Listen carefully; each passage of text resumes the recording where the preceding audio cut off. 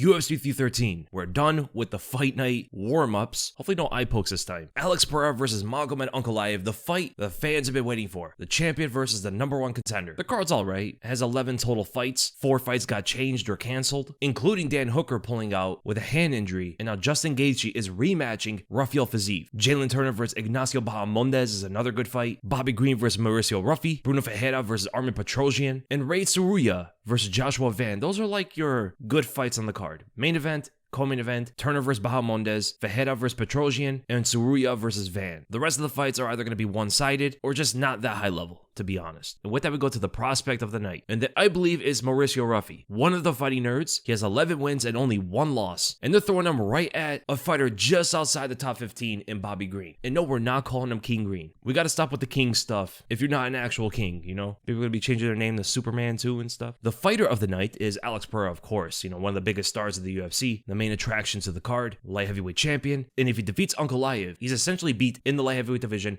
that there is to beat. The stake of the night, the fighter that needs a win, is Alex Morono. He's on a 2-fight loss streak, 1-3 in his last 4 fights. Although none of those opponents were easy. Daniel Rodriguez, Nico Price, and Joaquin Buckley is some decent competition, but the only guy he beat in his last 4 fights was Court McGee. The banger of the night, the most explosive fun fight on the card, is of course the co-main event. I just wish the fight was 5 rounds instead of 3, but Fiziev is taking the fight on short notice, so he most likely wants a 3-rounder, right? I believe that it is also the fight of the night on the card. Gonna be an excellent striking match with adjustments from the last one. I mean, the first fight was amazing, and both fighters, well, at least Fiziev most likely is going to be better coming into this one, learning from the loss against Justin Gaethje, but we don't know what form Gaethje's going to be in, so he says he's going to go back to his World Series of Fighting style, where he was a lot more aggressive, so that's going to make it a lot more of an entertaining fight, while also being a skilled fight as well. Will Gaethje shoot another takedown, because the last takedown he shot was in the Fiziev fight? Maybe he returns to that in the rematch. And then the sleeper of the night, the fight that's being slept on the card, is Jalin Turner versus Ignacio Bahamondes. Both fighters are exciting, tall, long strikers with versatile techniques to end the opponent at any moment, so gonna be a very fun one. And with that, let's go to the first fight between Mairon Santos versus Francis Marshall. I'm gonna go with Santos. Both guys are powerful, they're capable of dropping the opponent with 1 punch, but Santos seems to be the more technical striker of the two. He has great leg kicks, which could get countered by the takedowns of Marshall, but Marshall could get wild in the stand-up, doesn't have the greatest form when he's from range. He gets much better when he gets the opponent close to the fence, just like he did against Dennis Bazookia, but there was a lot of striking openings for William Gomez when he fought Francis Marshall, and I think Santos, even on the back foot, if Marshall's pressuring him, could knock him out just like he did against Con Ofli. Devastating left hook, knocking out his opponent. So I see the leg kicks being damaging. Marshall's going to be pressuring forward. He likes to brawl sometimes, and Santos will win those exchanges. And if he's the one moving forward against Marshall, the fight's over. It's going to be very hard to shoot takedowns on the back foot for Francis Marshall. And he's got to rely on his striking to beat Santos if Santos is the one pressuring in the fight. So I'm going with Mairon Santos by a 2nd round knockout. And then we go to Alex Morono versus Luis J. Gomez. I mean, Carlos Leal. He looks exactly like Luis J. Gomez, and he has absurd knockout power. Very powerful fighter. Swings to take his opponent's head off with every shot. Should have won against Renat, and should be on a 3-fight win streak, but they didn't score the fight for him. Alex Morono, who's the stake of the night, needs a win here, but I just don't think he wins. I think Carlos Leal is too powerful. Alex Morono is not the most technical striker. He's not that powerful either. He resets a lot, but Carlos Leal is going to pressure him back, line up the right straight, and at some point there's going to be an exchange in the striking, and Carlos Leal will win almost every single time. As Alex, even though he could seem like the more methodical fighter, he does throw looping shots that can get countered by Leal's straight punches. So not the most skilled fight in the world, but I think Carlos Leal's power and the way he throws his punches should get him a TKO win in the 2nd or 3rd rounds. Then we go to Djorden Santos versus Ozzy Diaz. Santos making his UFC debut where he's on a 5-fight win streak. This is Ozzy Diaz's 2nd UFC fight after getting knocked out by Mingyang Zhang, which is a terrible UFC debut. You know, to make your debut against someone like Zhang is actually kind of crazy. He comes from the LFA. He did fight Joe Pyfer on the Contender Series, got knocked out there too. In fact, all of his losses are knockouts, but he's also finished all of his wins. But I'm going with Santos. Diaz just doesn't have a chin, man. He gets knocked out too easily, and even against Chuck Campbell in the LFA, where he knocked his opponent out in the 1st round, he got dropped while throwing a leg kick. Right straight left hook from Campbell, not even a minute into the fight. And Santos has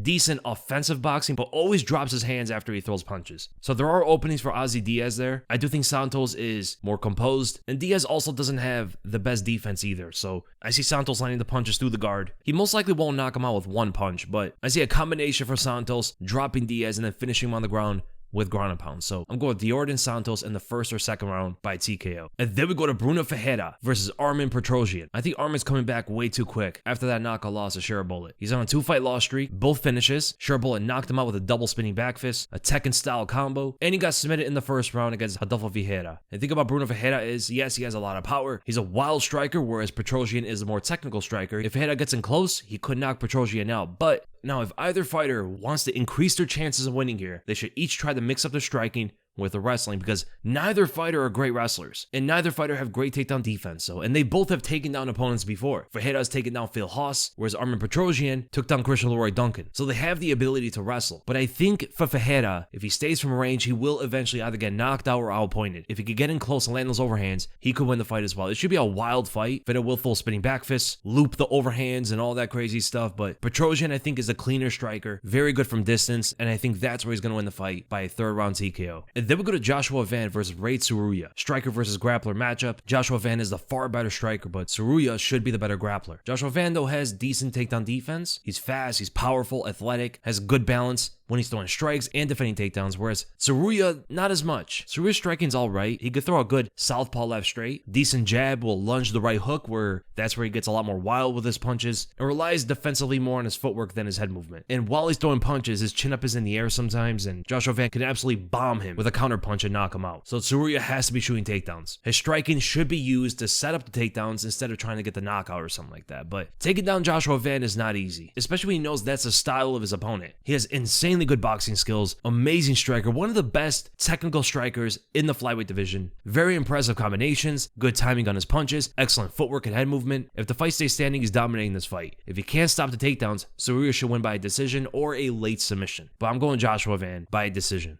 As Tsuruya has good submissions on the ground, he has quick scrambles and transitions that could keep Joshua Van on the ground if he's able to get it down there initially, right? As soon as he gets the takedown, it might be hard for Joshua Van to get back up to his feet. Just with how good Tsuruya's top control is. His top control is better than his takedowns, which should make it harder for Van to get up to his feet rather than defending the takedowns from getting to the ground in the first place. So I'm going with Joshua Van to defend the takedowns. I'll strike Rei Tsuruya and win the fight by a decision. And then we go to the headliner of the prelims. I don't know why they put this fight together, but it's the number 4 ranked heavyweight in the world, Curtis Blaydes, versus Izvan Kuniev, making his UFC debut. Blaydes just fought for the title in his last fight against Tom Aspinall. Izvan Kuniev has never fought in the UFC before, and he took steroids 2 fights ago when he fought Renan Ferreira, and it was like multiple different steroids too. It wasn't just one. He tested positive for drostanolone, metenolone, boldenone, and 19-norandrosterone. 4 different steroids when he fought Renan Ferreira, and he won the fight, obviously. 2 fights later, he's going up against one of the top-ranked heavyweights in his UFC debut, because if Izvan Kuniev beats Curtis Blaydes, he will be in the top 5 of the heavyweight division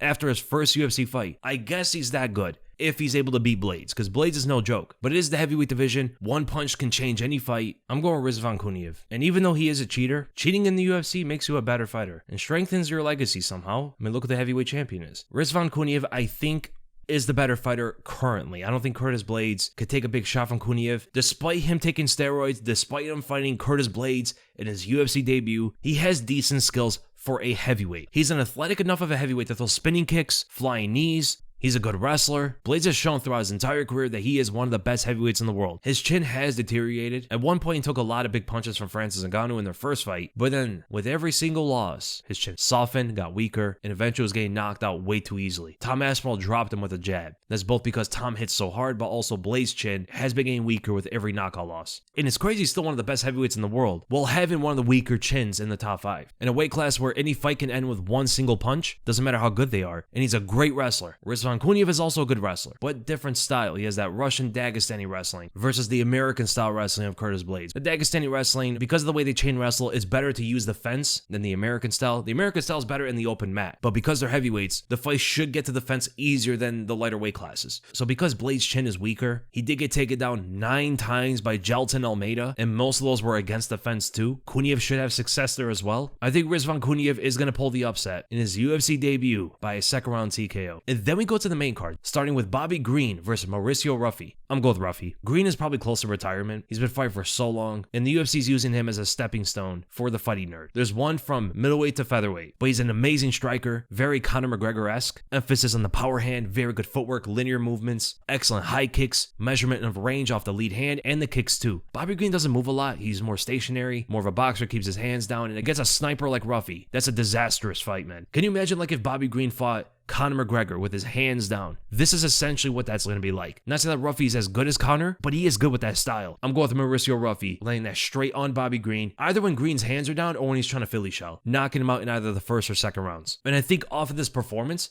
Mauricio Ruffy will be a top 15 fighter. And then we go to the only women's fight on the card, Amanda Lemos, Iasmin Lucindo. Is it Iasmin or Jasmine? Amanda Lemos should be the better striker of the two. Lucindo doesn't have quick reflexes. She's not fast in general. She has the wrestling advantage. Her path to victory is to take the fight to the ground and lay and pray, or try to get a submission, because Amanda Lemos does not have good takedown defense. If she is able to inflict enough damage before getting taken down and laid on, she could win the fight, right? Rodrigo's able to land some good punches on Lucindo, and she doesn't have near the kind of power that Lemos does. Not a really technical fight. It's either Lemos lands some big punches or Lucindo takes her down and lays on top of her. But I'm gonna go with Lemos because I think she should be able to land some good punches and win off of damage. And then we go to Jalin Turner versus Ignacio Bahamondes. Both fighters 6'3" at lightweight. Jalin Turner is 1-3 in his last 4 fights. 2 of those split decisions against Mateusz Gamrot and Dan Hooker. He destroyed Bobby Green, one of the latest stoppages of all time. And then he lost to Renato Moicano in a fight that he could have won. He dropped Renato Moicano because he wanted that walk-off knockout. And afterward, Renato Moicano rallied back, took him to the ground, and finished him on the ground. And what was the best comeback of 2024? Ignacio Bahamondes is 3-1 in his last 4 fights. He beat Trey Ogden, lost to Ludovic Klein, then head kicked Christos Giagos, and then what was probably his best performance against Manuel Torres, who was a good fighter. Knocked him out with the right hand, moving backwards, Anderson Silva style. But I'm going with Bahamondes. It's going to be a striking match, most likely. Both fighters will be throwing their limbs from 20 feet away. High kicks,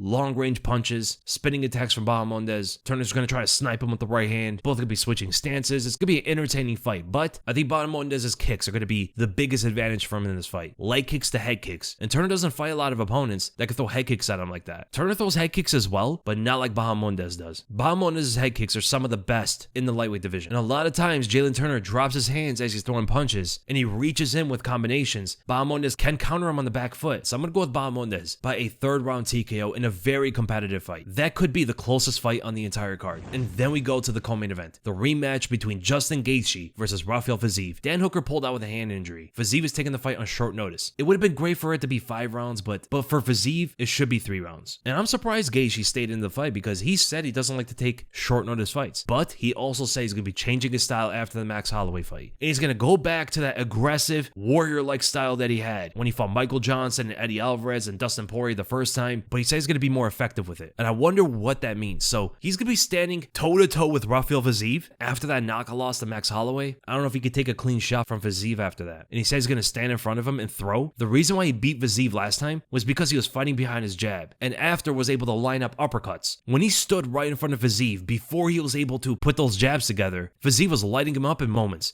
And if his chin is weaker, I don't know if Gaethje can take those same punches now. Now, the thing about Fiziev is he hasn't fought in a long time. His last fight was against Mateusz Gamrot, where it was close, then he had a leg injury. And he is one of the most dynamic strikers we've ever seen in the sport. He's so talented. I would not be surprised in the next few years, Fiziev might look like the best striker in the UFC. He's that good. But man, even though Justin Gaethje won the first fight, which was very competitive, I'm gonna go with Rafael Fiziev in the rematch. That loss to Holloway was too brutal. Way too much brain damage from that fight, man. And if he stands in front of Fiziev, he could get flying knee to the face. Fiziev can light him up with a 3-punch combination in a matter of like a second. The guy's lightning fast, very technical, has excellent body shots as well. And the thing about losing to 1 or 2 techniques the first time they fight is it makes it easier to adjust to that. If the left jab and the right uppercut were the 2 weapons that Gaethje was using to win the fight, Fiziev most likely went to the training room, fixed those weaknesses in his striking. It's been years since that, so I don't think those techniques are going to work the same against Fiziev. They might still be effective, but I do see Fiziev winning the striking exchanges this time and knocking out Justin Gaethje